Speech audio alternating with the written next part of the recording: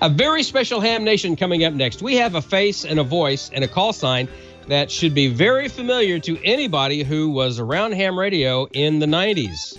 Riley Hollingsworth, K4ZDH. He's back on the scene, and he's going to tell us all about what is going on with him and the ARRL and the FCC. Also, from K3LR, the superstation, we have Team Exuberance. It is a 6-person youth ham radio contesting team par excellence. And just a quick aside, 2 of those 6 are Young Ham of the Year award recipients. So it's going to be a special weekend in the contest this weekend.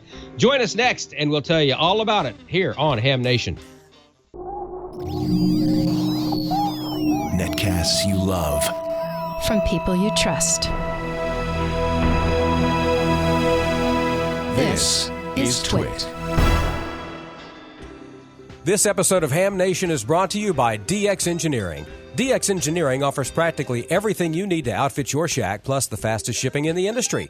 Most in-stock items ship the same day, Monday through Friday until 10 p.m. Eastern. For more information, visit dxengineering.com/hamnation. And by ICOM. For more information, visit icomamerica.com/hamnation.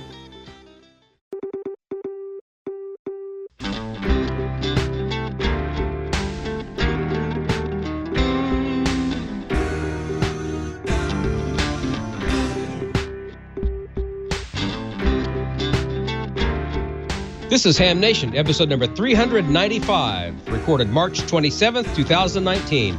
Team Exuberance, Young Ops, take over K3LR. Good evening, everybody. I'm Bob Heil, K9EID, and I'm in my office in Belleville, Illinois, in my home. I'm not at the plant where we build things, but that means nothing. I am here to introduce some of the world's greatest hams, at least they will be, but I understood one of them's running about 50-some words of code, so they're way ahead of us. We have special guests tonight. First of all, Riley Hollingsworth is with us, K4ZDH, and you will remember Riley from years back, and he's back again, and we're going to find out a little bit about what Riley's up to. Then we're going to do something very special. George is not with us tonight. Gordo's not with us tonight. Valerie's not with us. They all have given their time because we're going to spend about a half an hour at K3LR. I see you have some friends with you, right, Mr. Tim? Yes, Bob. We're very excited about it, and thanks very much for having us on the show. I think we've got a great story to tell, and hope we can spread the word.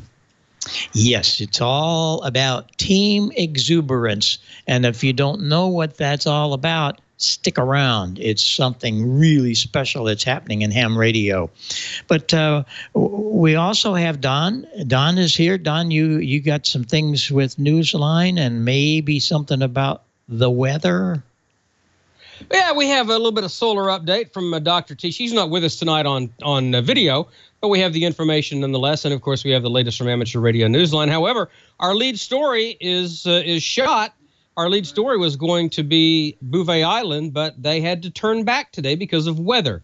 And so that's a breaking story, and we'll have more on that as it comes in, Bob. Okay, very good. Thanks for being here, everybody. Well, let's go talk to Riley. Riley and I have been friends for years. We share the same birth date, October the 5th. And once in a while, we get together and have a dinner and a cake. And his wife, Pat, and my wife, Sarah, we've enjoyed our friendships for a long time. Riley, it's good to have you back into ham radio. How are things and what's new? Well, Bob, a lot of new things, I guess. When I retired, I stayed very active in amateur radio, of course, and worked with the league quite a bit and various things. And over the years, had a few meetings with Laura Smith at the FCC, not too many of them, but a few of them. But in the last few years, the FCC in several meetings began discussing overall enforcement in the amateur service, and they made a suggestion that was really great news to the league.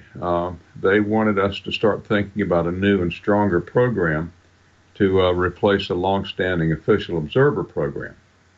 Now, this was after a year ago, I got the vice director position in the Atlantic Division, and we were talking about these things, and the FCC wanted to set up an agreement, and the deal was if the league would strengthen the official observer program and have better training and better vetting of the cases, then the commission would agree to use their work as a basis for a first instance enforcement action. So this was a great opportunity because the FCC has lost a lot of field offices since 1994, the original agreement. And the antenna monitoring stations are still there, but a lot of the field offices closed. And a lot of the engineers have been gone. Certain chairmen, or one particular chairman, really cut back the FCC. So this developed, and we came to a meeting of the minds, and I thought it would be more interesting, and I could contribute to a good bit more by doing that rather than being a vice director of the Atlantic Division. We have a great division out here, but as a vice director, you don't really vote, and really you're sort of a stand-in for the director. So I talked to the league about setting up the volunteer monitor program. We have the agreement that the FCC made here on my desk, and they're going to take it over to Laura Friday, and we'll get the FCC signature on it. It's all ready to go. Everybody has edited and vetted it and everything else. And so I'm going to be setting up that program. And we'll have a couple of hundred volunteer monitors. We had about 700 official observers, but only about a third were active. And so we're going to have about a couple of hundred. The training will be a little more intense and should be more fun. And we promise that it won't be death by PowerPoint, but we'll have some good training. And the FCC will participate in that training too. So we're working on the details of it now. And we're saying that we should be accepting reports of volunteer monitors in 9 to 12 months. I think it'll be quicker than that, really. And so I'm really anxious to see how this pans out. It's exciting to do it. Oh, Riley, this new movement, it's going to replace the original OO, the guys that sent you the pink slips. I imagine that this is going to have a little more power than just the OO thing as I see it, because first of all, you're kind of overseeing all this, but I imagine you're handpicking these people also, and we really need some enforcement today. If not worse, it equally better worse than it was years ago. I swear, some of the things today we hear on the air, we don't even want our wives and children to listen, and that's not right. And I know from years past you can do something about that, but now you're going to have a few hundred people to help you. I understand that properly? That's true, but going back a little bit, the reason that the FCC made this offer to us was because of the really great work that the official observers did over the years. In fact, when I started the enforcement program back in 98 and 1999, the first 15 or 20 cases that we started were cases turned in by the official observers. But over the years, they got disheartened as FCC enforcement became slower. And Laura has done a great job of maintaining this enforcement, given the obstacles that she's had to work on. And there have been a lot of months where Laura was called on by the commission to work on other matters, such as mass media matters and things like that. So we hope that the existing official observers will apply to be volunteer monitors. We'll have applications up on the league website in a couple of months, I would hope. And we hope they will apply. Like I said, we won't have as many volunteer monitors as we had official observers, but I also said that only about a third of the OOs were active. So I'm hoping that all of the OOs will apply for volunteer monitor positions, and I think they will enjoy the better training that they get. And yes, this will be quite a bit stronger, and as I said, the FCC has agreed that if we set up this program correctly, they will accept what we report to them as the basis for a first instance enforcement action, and they won't have to verify and send the field out to verify and redo everything that the volunteer monitors did. So it should be a force multiplier here for amateur enforcement in a time when FCC resources are rather scarce and look at all that the FCC has to deal with these days, everything from universal service fraud to internet issues to robocalling and so forth. So I'm hoping that this will make up the difference. Well, that's great. I think a big difference is having you in there because you know the ropes. You've been there a long time previously. So personally, I'm really looking forward to this because we do need some power with the observers and everyone at the FCC to listen to you and clean up the airwaves. We really want to do that. So I think they have the right guy, and it looks like you're putting the right team together. So that'll be wonderful. Do you have a place that some of the people can come to if they want to apply for this? How will that happen if you want to be one of your team? Yes. I would say just watch the ARRL letter and the website. And I'm not going to select them myself. It'll be a joint project with ARRL staff and section managers and everybody involved. We'll look over the applications and we'll do telephone interviews with all of them.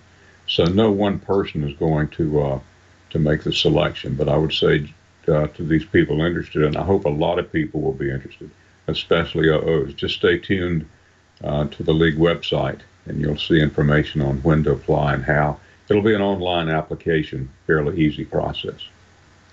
That's great. Well, it's another reason for everyone to join the ARRL. I have not been one of those to say that for quite a few years because things weren't good. But I have to tell you, in the last few years, the ARRL has really come a fur piece, as we say down here.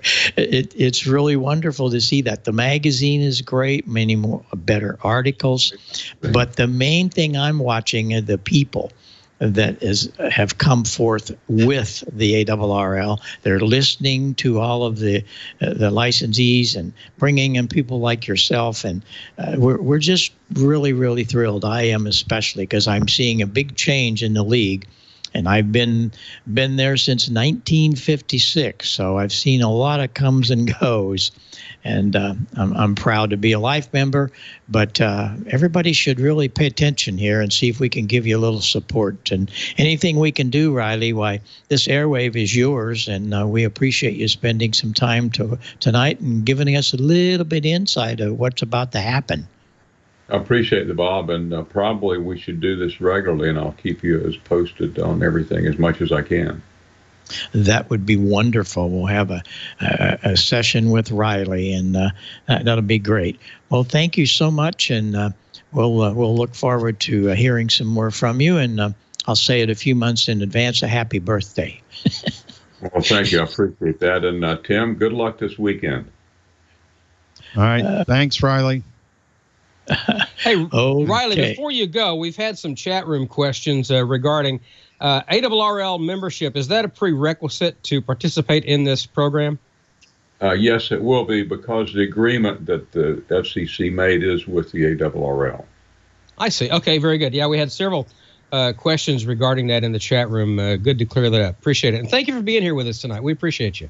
Thank you. If non-members, I will say this, if non-members of the league have a complaint and have something they think that the volunteer monitors should be involved in, there will be a process for them to get that information to the league, and that'll be parceled out to the volunteer monitors. So we're not excluding the basis or the source of complaints, but since the agreement is specifically with the league, you will have to be a league member to do that. But league membership, and I don't mean to make an advertisement here, but the ARRL is all the amateur radio has to represent us nationally and internationally. If there were 2 or 3 organizations doing that, it would be different. But the ARRL is the only thing standing between amateur radio and delicensing, I think.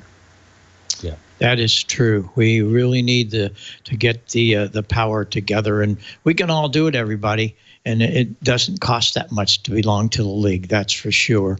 And appreciate you being here, Riley. We'll stay in touch and have you back occasionally. And now that you got your computer running, why we'll see more of you here. And congratulations on the new appointment.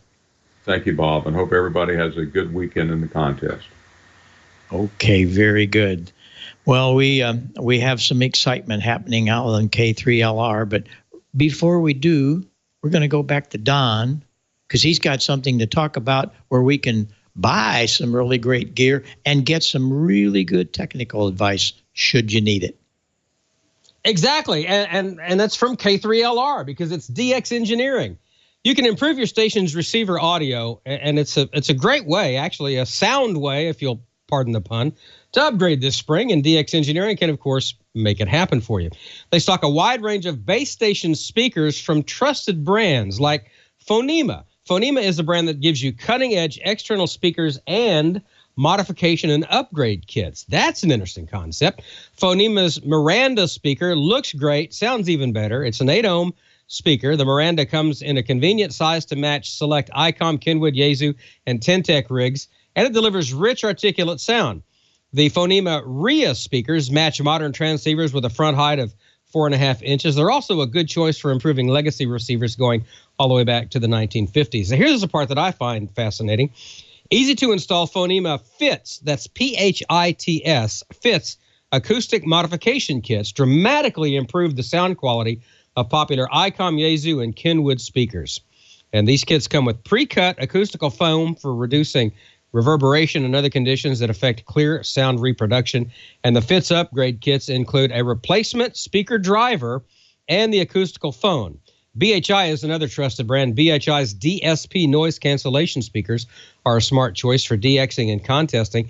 They remove unwanted background noise and interference to leave clear, intelligible speech and CW signals. And the BHI brand is ideal for reducing the strain of chasing weak signals or sorting out pileups. Multi-purpose or base station models come with up to 8 filter levels. ICOM, Kenwood, Yaesu speakers perfectly paired for use with specific transceivers. The ICOM SP41 is a perfect match for the 7610. It's been made to handle the new generation of direct sampling base station radios.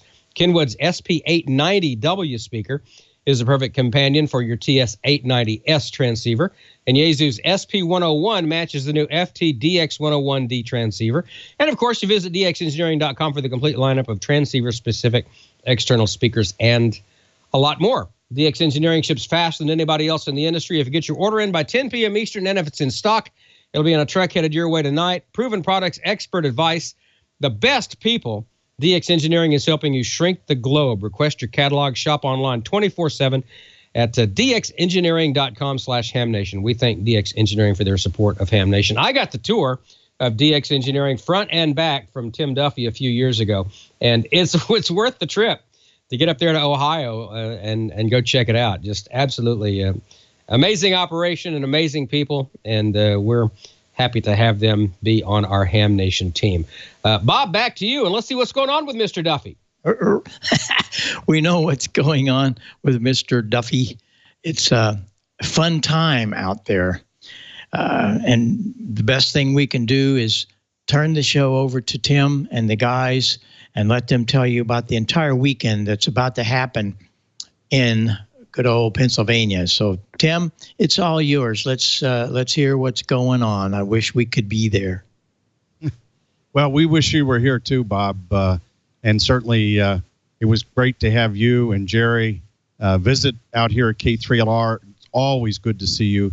And we're thrilled to have this project that actually was started with Violetta, KM4ATT, as part of Team Exuberance.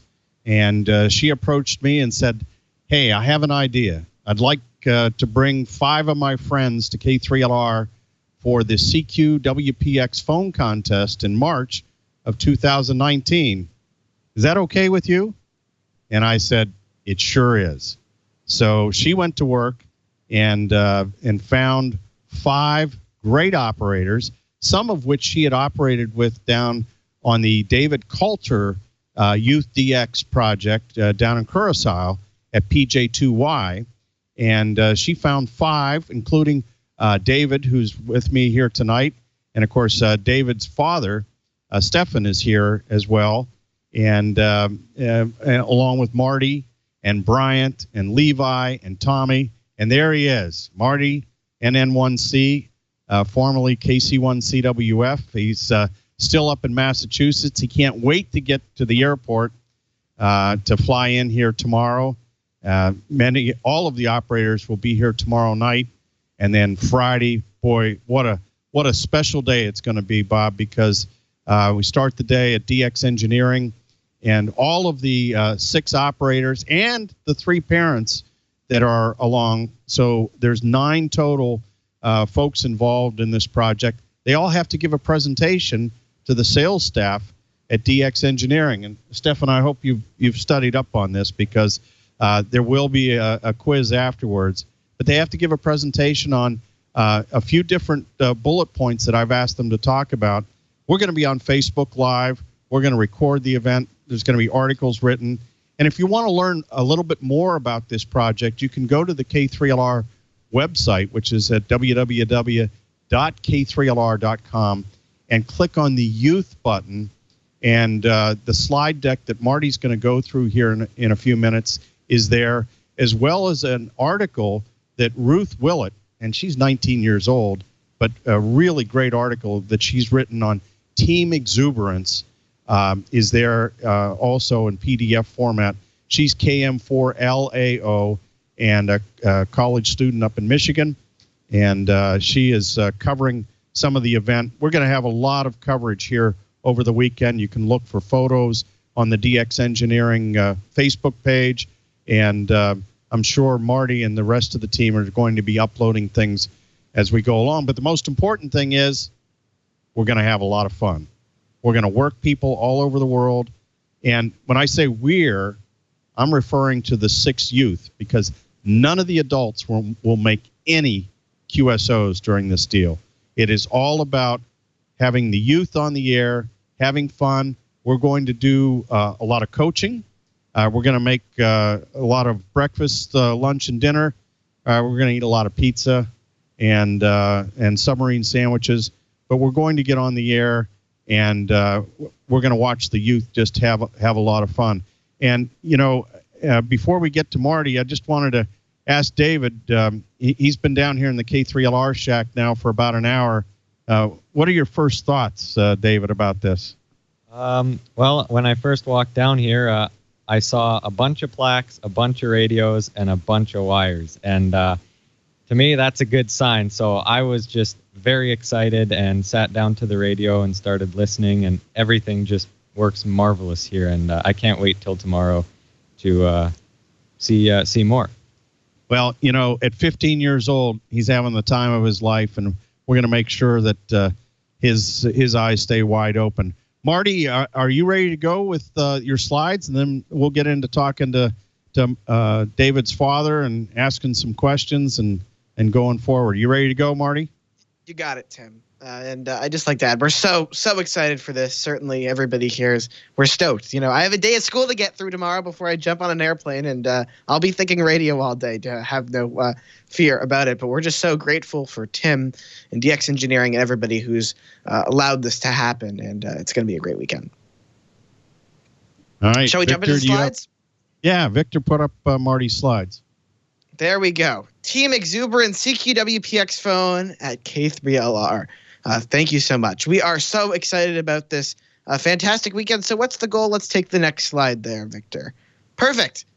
Operate CQWPX SSB. And we're going to do that in the multi-2 category. Multi-2 means multi-operator 2 transmitters. So we are going to have 2 transmitted signals on the air the whole weekend, essentially two bands at a time, right? So we'll be calling CQ on 2 different bands at a given time, say 15 meters and 20 meters, or 40 meters and 80 meters. And we will actually be using 4 radios to do that. Every station on 80 meters through 10 meters at K3LR actually has 2 radios, and they're interlocked together. But we'll get into that in a little bit. But we are an all-youth team, as Tim said, 6 operators. We've been very fortunate to assemble a terrific team from around the world.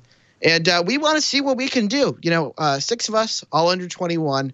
And we're going to place a radio, and we are certainly giving it our best and trying to have the most fun we can. So Tim touched on this a little bit at the beginning. But Violetta CAM4 ATT got in touch with Tim after she operated from PJ2T at as PJ2Y at the PJ2T Superstation in Curacao last summer about making this happen, and we decided we were going to do this. Multi-2 seemed like a great category, but how to pay for all of this? Anybody who's ever put together a contest operation or de-expedition or anything like that knows that there's a lot of complexity and financial expense in putting this together. Certainly flights and hotels and logistics and any sort of cost like that, we wanted to make as affordable as possible for the operators, so the finances wouldn't be a hindrance, because not all teenagers have a bunch of money sitting around. So we started a GoFundMe, and we raised over $5,000 to make that happen. And I am proud to say that all of the major contest clubs in the U.S. contributed to this, and many, many hams, and we are so deeply grateful for the ham radio community's financial support of making this operation happen. If you'd like more information about that, you can go to our website, teamexuberance.org. That'll take you to the GoFundMe where we have some information. And of course, without our gracious host, Tim Duffy, K3LR, and the whole DX engineering team, this could have never happened. So what makes us do well? Well, you can see if you're listening to looking at the video, there's lots of things on the road to success. But we kind of focused on 3 categories: putting together a strong team, using an excellent station, and really diligent planning. So what about that team, you ask? Well, we are just deeply fortunate. You can see this is just some of our team members here, but we have a really well-rounded team coming from 3 countries and just really fantastic. So we'll just run through these bios quickly. We have Tommy, HA9T, who is an operator at WRTC 2018 this year with DK6 Sugar Papa, and did quite well. He's an extremely talented CW op, extremely quick, extremely talented operator, and is a university student, 20 years old. And in his short ham radio career, he's already operated from big stations like HG8DX, LX7I, 9A, 1A, and so on. So we're really honored to have Tommy taking the award for the farthest traveled to operate from K3LR in this contest. Tommy is a great addition to our team. And then we have Bryant, as Tim mentioned. Bryant, KG5HVO, well known to the Ham Nation community. He's been on the show before. He was last year's Young Ham of the Year, Bill Pasternak, Newsline Young Ham of the Year. He's 15 years old, amazing phone operator, amazing CW operator. Also one of the elite contesters who operated in the WRTC 2018 in Germany this summer. So really another fantastic operator with Bryant. And next we have David, who obviously you saw sitting next to Tim, K3LR, all the way from Western Canada. And he has really only been active. I didn't know that and didn't know until talking to him on the air tonight for about a year. But whoa, has he done some amazing things. 55 words a minute is truly impressive.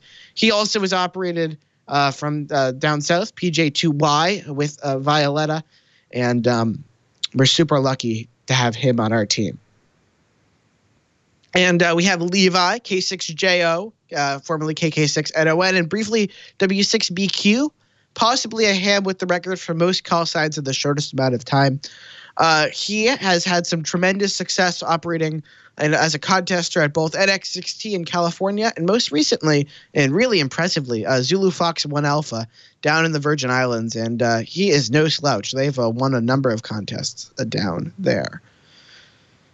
And then there's Violetta, our team leader, KM4ATT. She's operated from W3LPL during contests as well as K3LR. PJ2Y, she's operated from home, really a talented operator, and loves the overnight shift. And she will be doing that at K3LR. So we're very lucky to have Violetta operating with us. And last but not least is myself. I've been fortunate to do a little bit of contesting in recent years, most recently from the K1LZ station outside of Boston, Massachusetts. And it's a tremendous honor to be a member of this fantastic team. So there's our team, a combined more than 10 contest wins, thousands of cues made in contests just this year. I was counting in the SSB Sprint contest that was on the air last weekend, 3 out of the 6 operators that will be operating K3LR this weekend finished in the top 10 in their respective categories. So we've been really fortunate to put together a great team. 2 WRTC competitors and operating from over 10 large superstations around the world, from ZF to 4X to 9A. And the average age is right around 16. So we are a young but enthusiastic crew. And I mentioned the second element of putting together a great operation is the station. K3LR Superstation, the biggest station in North America, 11 operating positions, 13 IC7851s. I love those radios.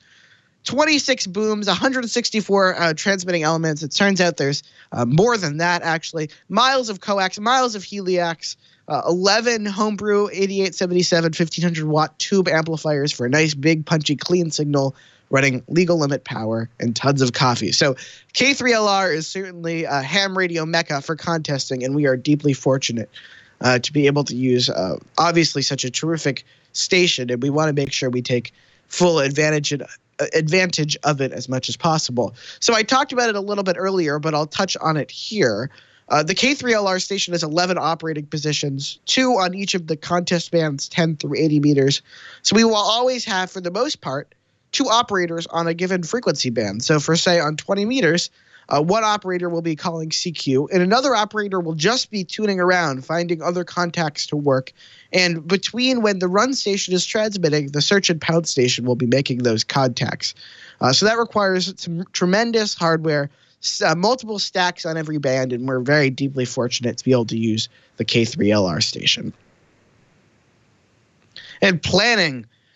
Anybody who operates or leads a multi-operator contest team cannot tell you about the amount of paperwork and analytics and planning that goes into a successful contest operation. The Excel spreadsheet for planning the Team Exuberance operation, I believe, has now over 12 sheets within it. So certainly lots of analytics.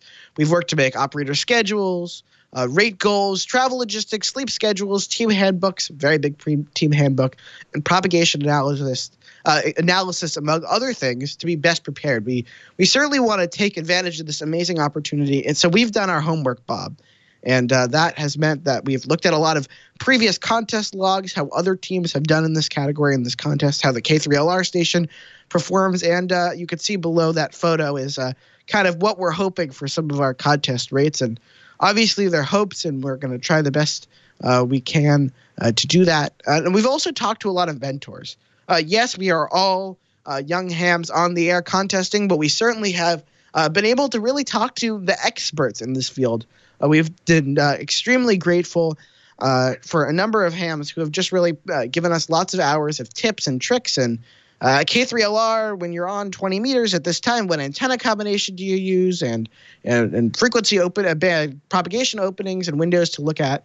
And K1AR, John Doerr and Dan N6MJ have been extremely helpful there. So we're extremely fortunate to have had a great group of mentor hams to help us. And during the weekend, besides parent mentors, we will also have Tim, obviously, and Tim K3LR and Tim W3YQ will be in the shack helping us out, never making a contact, but giving us advice and feedback and consultation and refinement are really important to making good scores and being successful. So this is just the start, right? This is one operation. This is Team Exuberance attempt or contest number 1 of what we hope is just the start of more team youth organized contests in North America and Europe. A program similar to this, known as YCP, run by the folks who put on Yoda in Europe, have been extremely successful, and we're hoping to do a little bit of replication of that. So we hope this is just the start. YARC, Young Amateur Radio Club, I might be busting that. YARC.org has put together the YCP North America program, and they're trying to match youth with contest station owners and youth with normal station owners. And we hope that we're really going to start a pattern and a culture of inviting youth and other operators into other people's stations to build multi-operator teams of young people for contesting, because we think contesting is a terrific facet of ham radio. Even if it's only one facet, And I've been so deeply fortunate to take away so many things from contesting, the people I've met, the places I've been able to go. And it's such a deep honor. So we think this is just the beginning of something really, really fantastic. And I know I've talked to other HABs in the U.S. I know the VOA Museum will be on with a youth team this weekend. Whiskey Charlie 8 Victor Ocean Alpha. And also I know K9 Charlie Tango will have a youth operator from Bradley University. So lots of young people on the air, and we want this to just go crazy. And we can't be grateful enough. Tim, K3LR, W3YQ, and I mentioned Dan, N6MJ, and Terry, K8MNJ. Thank you so much, Terry. Terry's been extremely helpful. And the rest of the DXE team, we are so really honored, and the rest of our Elmers. And if I listed all of the Elmers and mentors that contributed to this, it would take pages and pages. So we're just so eternally grateful for making this happen. And we want to see you on the air this weekend. We will be radioactive from K3LR, and we want you to be too. Everybody, we want to work everybody. If you're breathing, we want you in our log. And look for us on the air. So we are super excited for what I think will be an amazing weekend at K3LR this weekend. And I know that the team is super excited. We have a fantastic day planned for Friday at DX Engineering and then K3LR. And then we're going to embark in 48 hours of radio bliss. And we will be on the air. And we hope you join us. And it'll be a lot of fun. So, Bob, Marty has put together a spectacular presentation that you just saw. And, obviously there'll be a replay available of Ham Nation, but the slides are available also on K3LR.com under the youth button, along with Ruth Willett's article. And I will continue to add information and photos about this weekend and all the activities here. But, one of the most important parts of amateur radio and getting youth involved, behind every successful youth are great parents. And Stefan, who is VE7KY, he grew up in Romania. And 10 years ago, he decided to pack up his family, his wife and young David, and move to British Columbia and to make a better life. But he had ham radio. Stefan had amateur radio as his parachute, his go-to, because he could contact hams in British Columbia to help him get started in his new life. And Stefan, you have nurtured David and been a big part of his life and his success. You love CW, and he loves CW. You've got to be very excited about this opportunity. Yeah, absolutely, Tim. So actually, it goes back a little bit. My father was also a ham radio operator, and he loved CW. And I also learned CW when I was 14. So I grew up with CW. So yeah, you said it right. When we moved up here to VE7, I knew that I can count on many VE7s.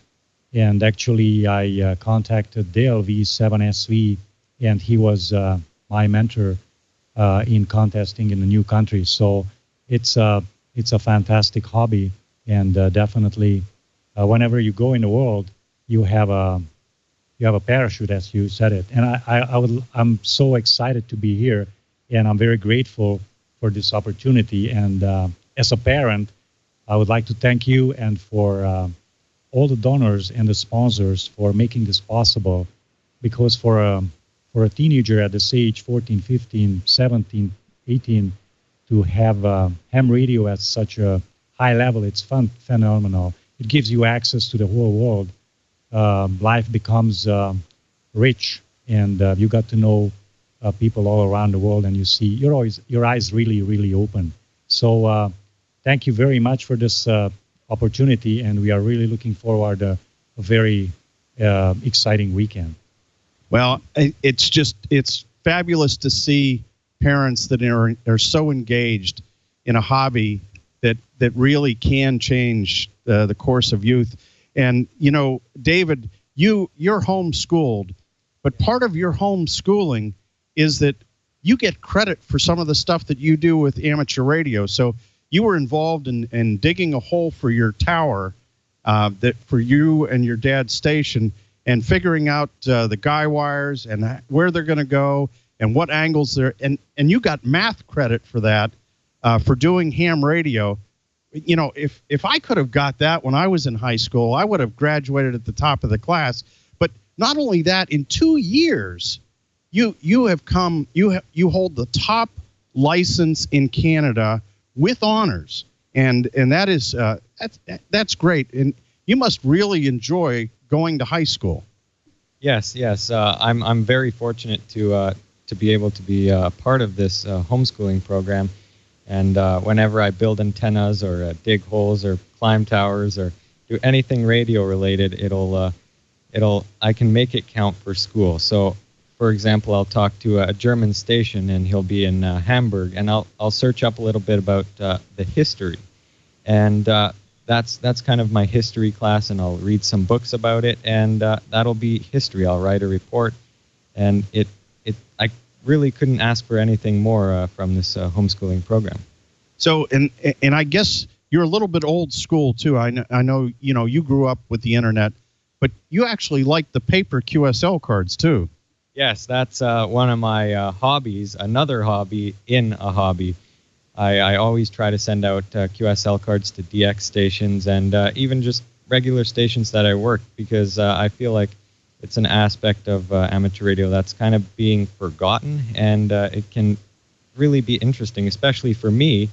When I get a QSL card from Germany, I can take a look at the history again and location, geography, all sorts of things, and I'm really interested in that. So I appreciate QSL cards and when people do send cards, so I try to keep track of them.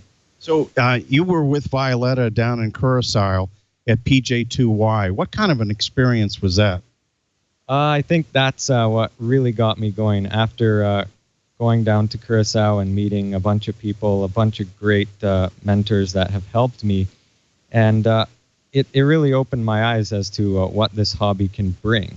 And just traveling the world, meeting people, contesting, I really don't know how to explain it. It's just something magical that everybody would like to do, especially myself. So it opened my eyes, and that's the track I want to be on. So I'm really grateful for that trip, and I cannot be more happy to be here.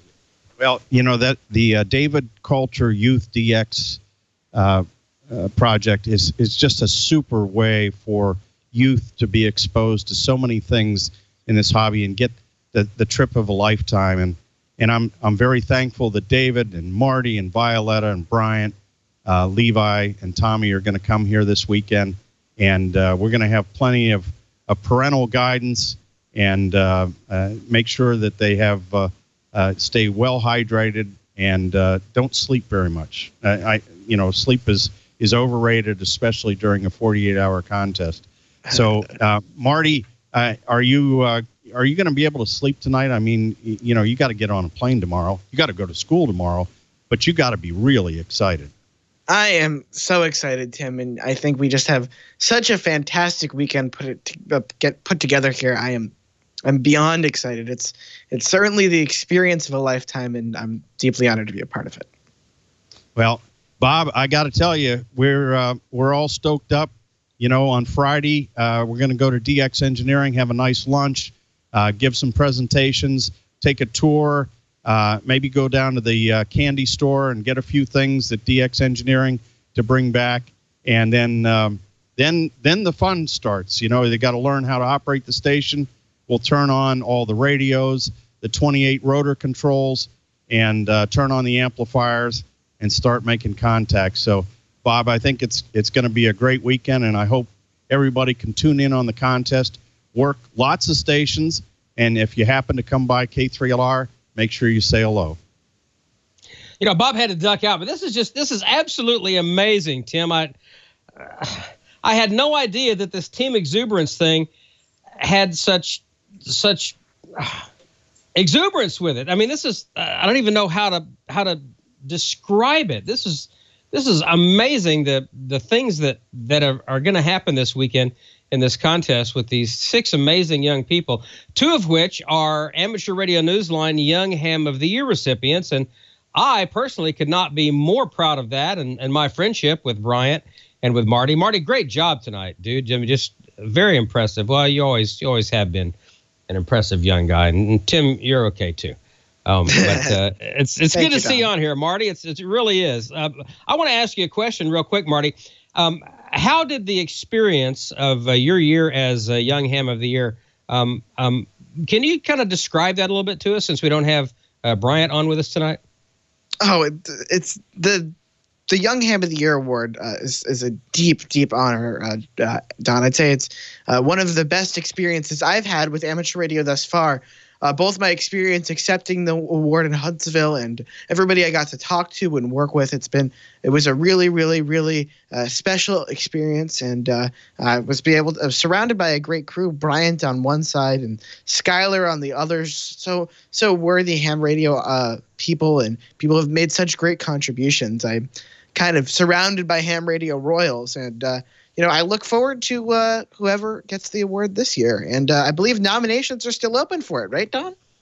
They are. Nominations opened the 1st of this month, the 1st of March, and they go until the end of May. And then, of course, we will all convene the 3rd weekend in August, which is exactly 3 months after Dayton. That's an easy way to remember that, at the Huntsville, Alabama Ham Fest. And we'd like to see you come down there, too, if you could, sometime. Just an awesome time. But good. Well, I could not be more proud of you, Marty, and I'm proud that you're a Young Ham of the Year, and I'm also extremely proud to call you friend. Just amazing, just amazing. And Tim, the group that you guys have put together, you and Marty and everybody else and Violetta, it is without compare. And I hope that this starts a movement. I really do. A lot in the same way that the youth movement is going strong over in Europe. I hope that this is the Kickstarter for something like that stateside. I really do, Tim. Yeah, I think there's a great chance of that, Don. And we've already seen, as Marty pointed out, K9CT and other stations.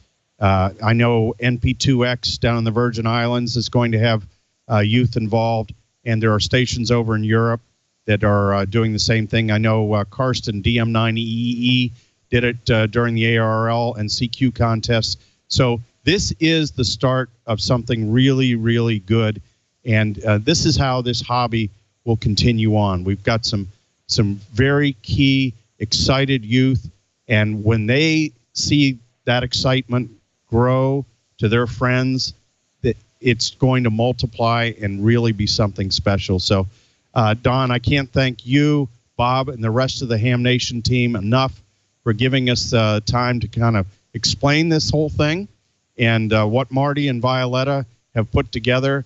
And, we hope to come on in future weeks to give you an idea of how it all worked out and what the heck happened, because I think it's going to be a great story to tell. I know that Violetta, KM4ATT, is part of the contest forum during Hamvention, so she'll be giving a presentation on Team Exuberance, and just stay tuned, because I think you're going to see a whole lot more going on with youth and amateur radio and in contesting and in other parts of amateur radio as we go forward. So, Don, thanks very much for having us tonight, and if feel free to email us, and we'll answer any questions and be available. And it's all about having fun.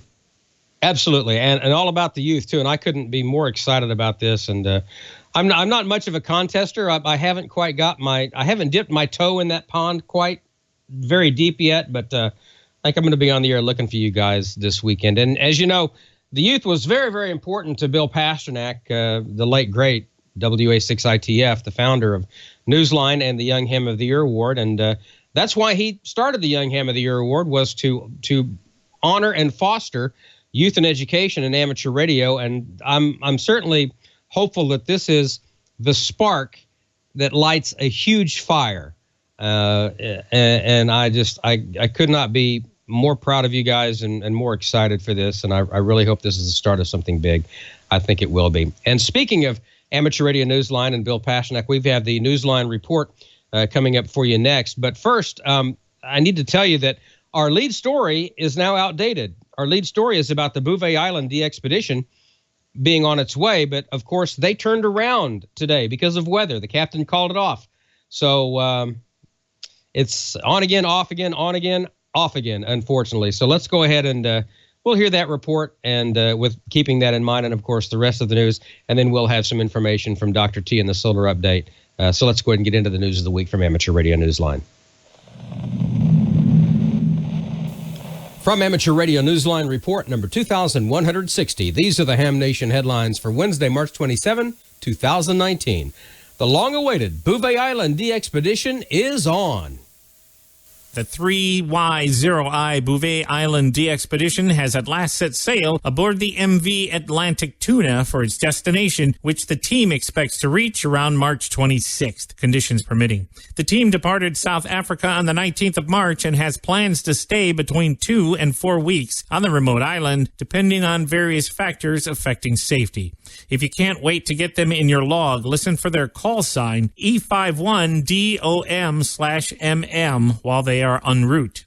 There is information on their website at bouvetoya.org about how to track their progress. The team notes that it will not be monitoring personal emails or any of the DX clusters during the activation. Expect their glacier camp on the island's southeast corner to provide an open view to Europe and Japan, but mountains in the northwest directions to the U.S. They write on their website, quote, "Stay tuned for further updates and cross your fingers for us. History has begun." That's Newsline anchor Stephen Kinford, N8WB, reporting. Organizers of a special VoIP net are getting ready to celebrate World Amateur Radio Day in April, and all the connections ham radio has played a role in for so many decades.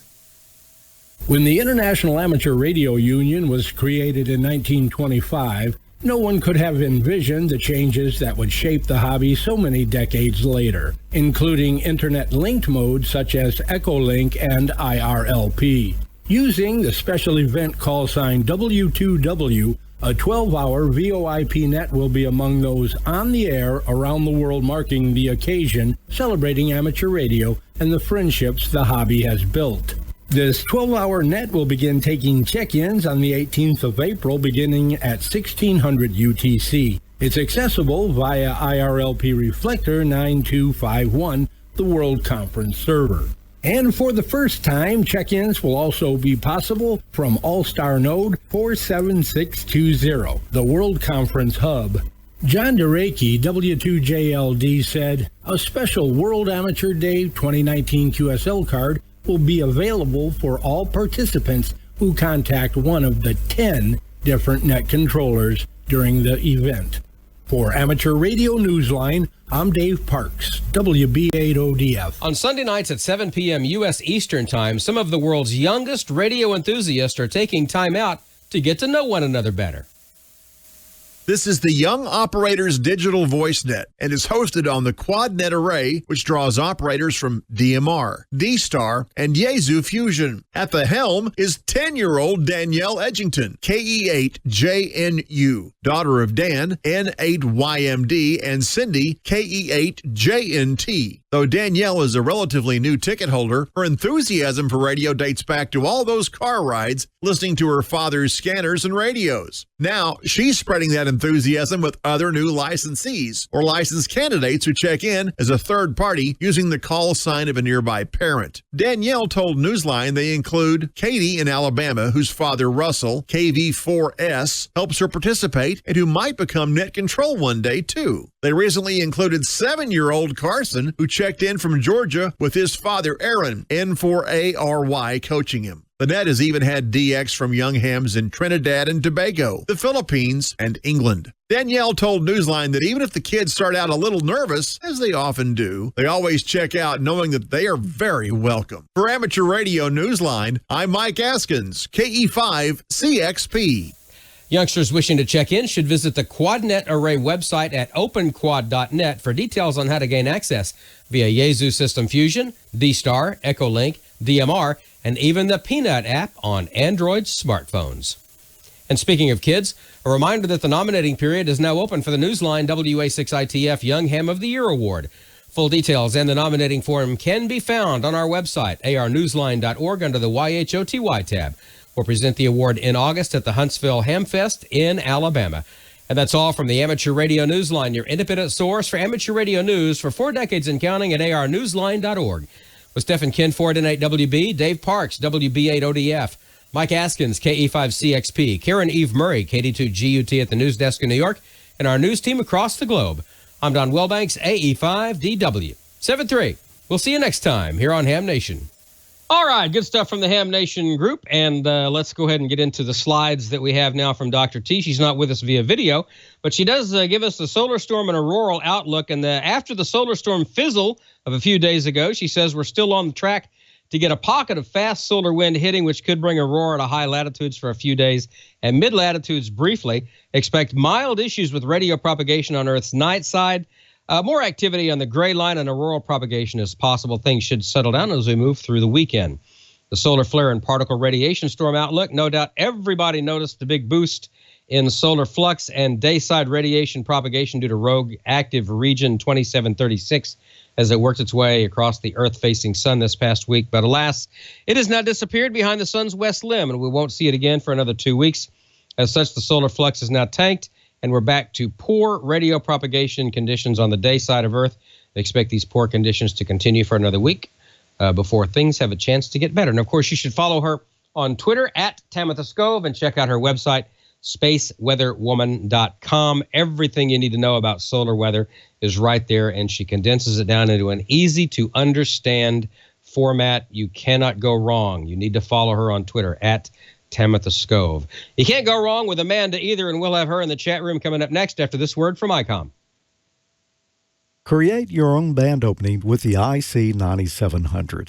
ICOM's newest SDR transceiver, the IC9700, is coming soon.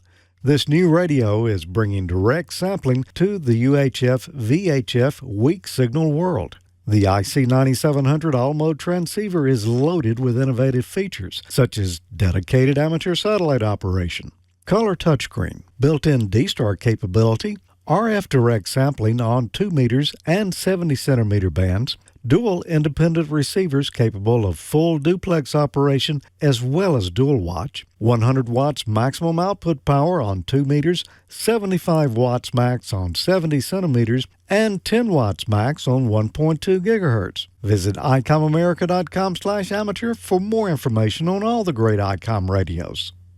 Attention all hams. ICOM knows that ham clubs play a big role in bringing ham communities together to learn from their peers and industry leaders.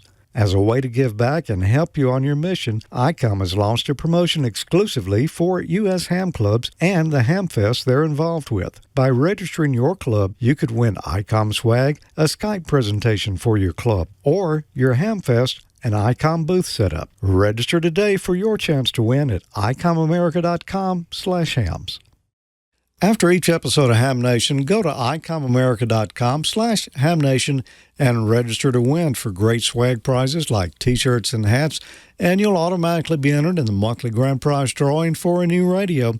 For March, that new radio is the ICOM ID51A Plus 2 VHF UHF D-Star Portable, built-in GPS, D-Star and FM repeater search functions, and it's got extended D-Star coverage, DV Fast Data Mode, Terminal Mode, and Access Point Mode, and there's a free Android app available for download, and a lot more.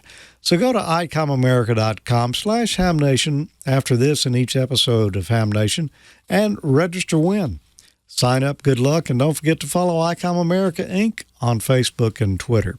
Randy wants to know what you've been building.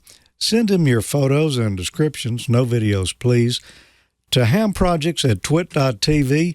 Let him know what you've been building, wrenching, soldering, or drilling, and you could be included in an upcoming episode of Show Us Your Projects. That's hamprojects@twit.tv. Hello, everyone.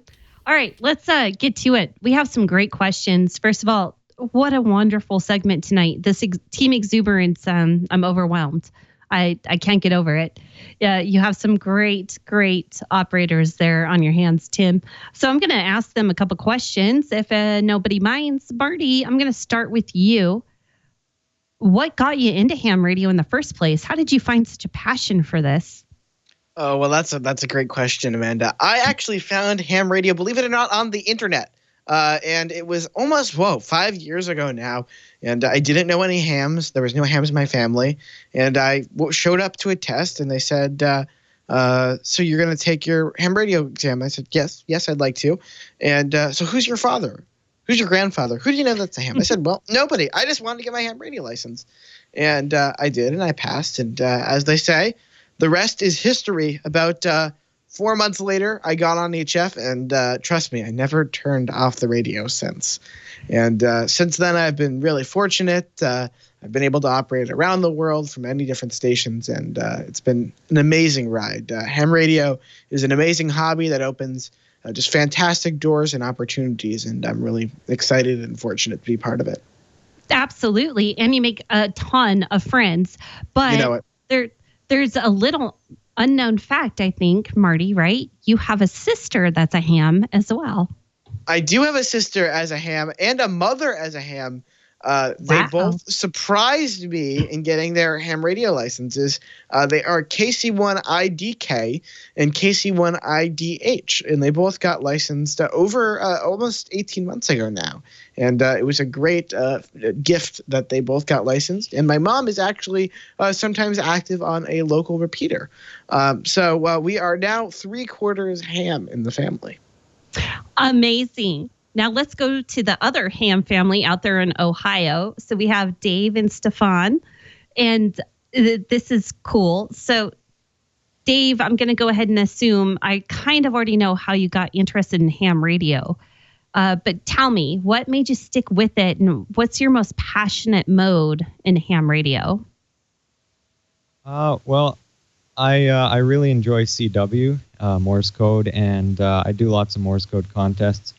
And I think what made me stick with radio is all the people that have helped me, and all the mentors that have helped me get where I am, and they really encourage me and push me to go forward. Without them, I would not be where I am today, and would not be so happy here in the hobby. It's just amazing. But yeah, my favorite mode is definitely Morse code, and I'm on almost every day from home in British Columbia.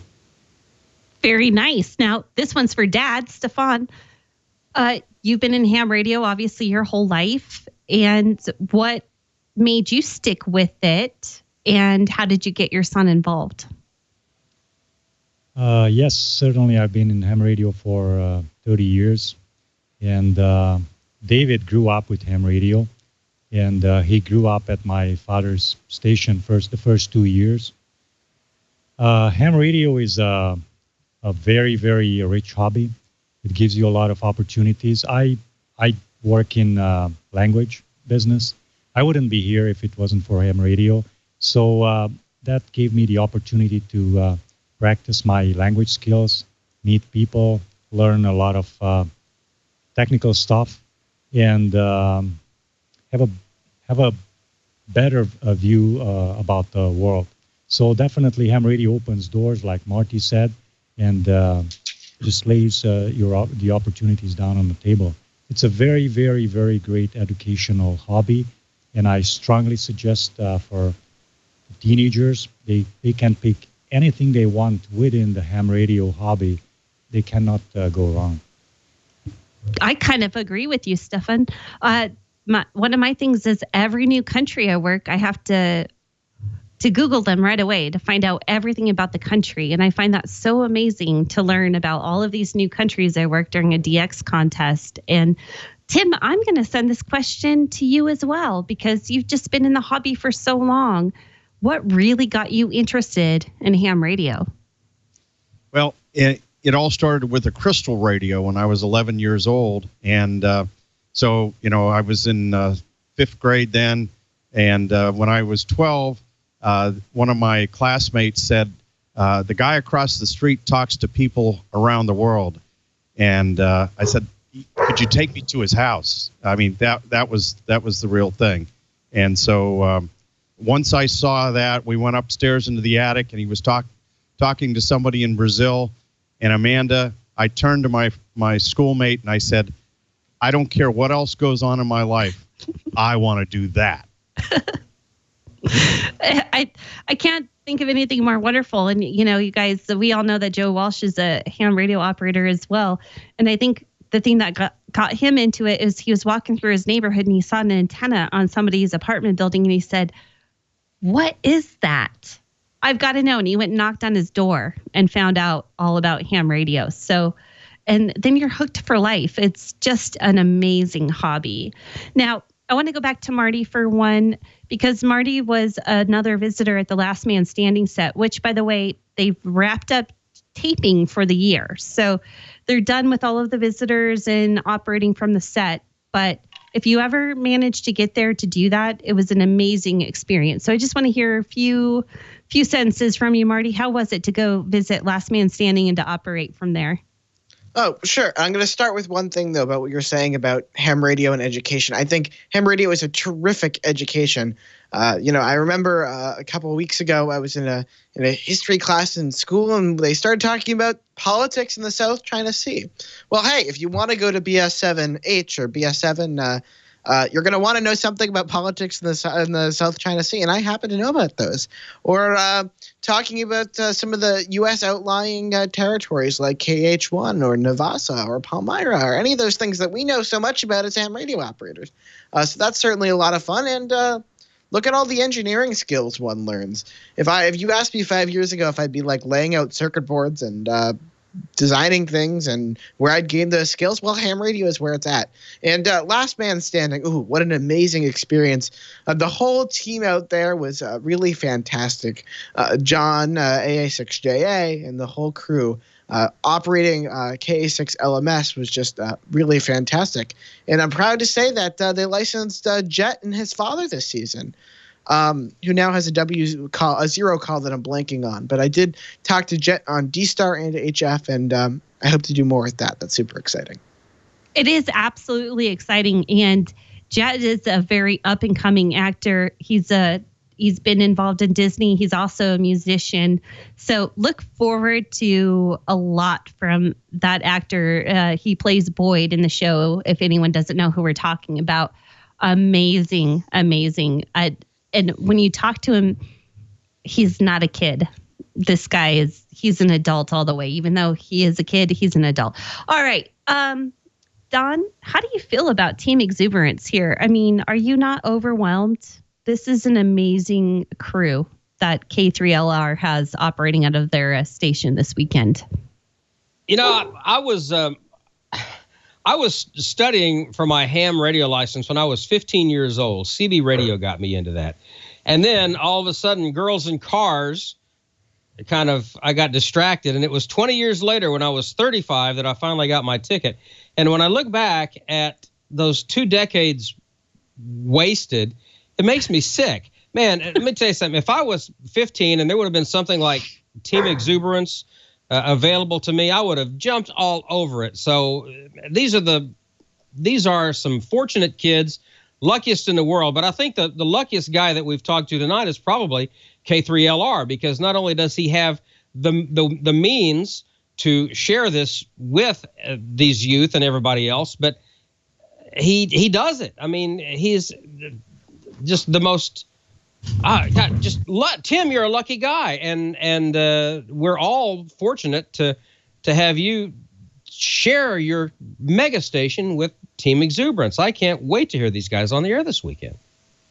It is really something special, and I got to tell you that I am the fortunate one, getting to host this and having Violetta ask me, and having Violetta and Marty and so many other mentors help these kids. I'm just tickled to be involved, and tickled that they picked this station and this operation to have fun with. I've met and visited hams all over the world. DL1QQ's been on the show here. It was my WRTC teammate this past July. I would have never met Sandy had it not been for ham radio and had those experiences. So we're creating memories here this weekend. We're creating things that these kids will take forward. They will talk about it. They will give presentations on the internet to their local radio clubs. They will be an inspiration for other youth. And I'm just thrilled to be a small part of it. Well, it's the spirit of Elmering, and it goes along with the spirit of Bill Pasternak, WA6ITF, who started the Young Ham of the Year Award. It's passing it on and making sure that the hobby survives. And I can't be more proud of you, Tim, for everything that you do to share the hobby. And we're fortunate to have you and to have all these young operators who are passionate about the hobby. Amanda, go ahead. I did have one question. Now, we're talking about the DX contest this weekend. Let's make sure it's okay. Can the stateside folks work you guys and say hello this weekend? You got it, Amanda. Okay. Yeah, absolutely, Amanda. We want to talk to everybody. And as Marty knows, every QSO is worth points, and we want to work everybody as many times on every band. So Marty has got a very aggressive total that he wants to hit every hour, and so it's going to take all the QSOs. You know, Dr. T did not deliver the best inspiration when it comes to conditions this week. So I think they're going to have a lot of QSOs here in the United States and Canada. So load them up, Amanda. You got it, Amanda. And if they get on to work us, we want them working everybody else. We want everybody on the air talking to everybody. We really think that this is a great contest to get on and tune the dial a little bit, see who's on, and maybe you'll stumble on us too. Okay, and I did hear somebody had mentioned in the chat room, I might not have heard this mentioned. Are you going to be going live on some of this video this weekend, Tim? Yes, so we will have some short segments of Facebook Live. So we will be doing interviews with some of the operators, and you'll hear some of the live audio from the ICOM radios that we use here at K3LR. So it should be a great time. Stay tuned to Facebook and the DX Engineering Facebook channel, and Marty's very active there as well as many of the other operators. So look for great things all weekend long coming out of Team Exuberance here in Western Pennsylvania. I can't wait. I'm so excited. And I have so many things going on this weekend, but I can't wait to get on the radio. All right. Before we wrap it up, I'm just going to go over tonight's nets. We're not going to have a 40-meter net tonight. He says the bands are a no-go. Dr. T was right. Dang it. And let's try 80 meter or 75 meters on 3905. And we have DMR on TAC 311 and D-Star on 14 Charlie. So let's see if we can hear you there. And Don, so fun to talk with you this weekend on, let's see, it was NXDN/Fusion. So that was interesting, but it was fun to have a contact with you, my friend. And I'm going to let you go ahead and wrap this up. Yeah, something like that. You know, I finally got my $50 open spot that I bought at a Hamfest a couple of weeks ago. I got that up and running, and I tried to get into your system on D-Star, and I couldn't make it work for some strange reason. But I said, well, you know what? If I can get in on DMR and come out on Fusion, and that was the simplest thing. I mean, it was so simple. So good. Well, I'm glad to be part of your fun machine. And I need to do some IDs for you guys, especially now that you've changed that call sign over there. So expecting those.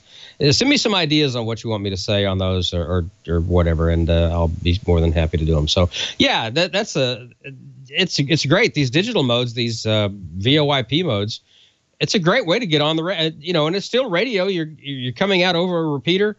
It's still radio. It's just a different way to get. It's a different kind of remote operation is all it is. So, man, D-Star, DMR. Yaesu System Fusion, it's all good. It's all good in the hood, that's for sure. We have had an amazing show. Thank you, Amanda. Appreciate you being here tonight. We've had an amazing show tonight. We've had Riley Hollingsworth. We've had Team Exuberance, K3LR, Amanda, some goofy guy from South Mississippi, and it's just been amazing. Bob as well. And so we're so excited to be able to share the word about Team Exuberance with you guys. And get on this weekend and give them some contacts. This is just amazing. And if you know of a worthy young radio amateur who you think would be a good Young Ham of the Year award recipient, get on the ARRNewsline.org website. Click on that YHOTY tab, and that's where you'll find the downloadable nominating form. Fill that out and email it back to us. And you see two of those young hams Young Hams of the Year right there. In the ICOM shirt is Brian, and of course Marty there in the red shirt in the top center. Those are former Young Ham of the Year recipients, and who knows, there may be some future recipients in that picture. Every time at Huntsville I look out into the audience and I see youth, I think, there's a future Young Ham sitting out there in the audience, and the last 2 or 3 years I've been right. So proud to be part of what Bill Pasternak started. So with that, we will wish you all good night, good DX, notwithstanding Dr. T's horrible sunspot news, and get on the air this weekend and work these young ops, and we'll see you next week right here on Ham Nation. So good night, everybody. 7-3. Appreciate you being here.